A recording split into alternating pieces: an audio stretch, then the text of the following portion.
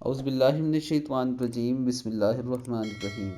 السلام علیکم ورحمۃ اللہ وبرکاتہ۔ نبی کریم صلی اللہ علیہ وآلہ وسلم نے فرمایا کہ یہ دعا حق ہے، اسے پڑھا کرو، دوسروں کو بھی پڑھنا سکھاؤ۔ بسم اللہ الرحمن الرحیم۔ اللہم انی اسألک فعل الخیرات وترک المنکرات وحب المساکین وان تغفر لی وترحمنی وَإِذَا أَرَدْتَ فِتْنَةَ قَوْمٍ فَتَوَفَّنِي غَيْرَ مَفْتُونٍ أَسْأَلُكَ حُبَّكَ وَحُبَّ مَن يُحِبُّكَ وَحُبَّ عَمَلٍ يُقَرِّبُ إِلَىٰ حُبِّكَ۔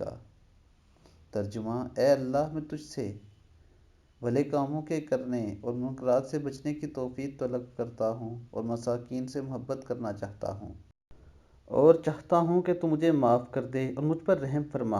اور جب تو کسی قوم کو آزمائش میں ڈالنا چاہے تو مجھے تو فتنے میں ڈالنے سے پہلے موت دے دے، اور میں تجھ سے اور اس سے جو تجھ سے محبت کرتا ہے محبت کرنے کی توفیق طلب کرتا ہوں، اور تجھ سے ایسے کام کرنے کی توفیق چاہتا ہوں جو کام تیری محبت کے حصول کا سبب بنے۔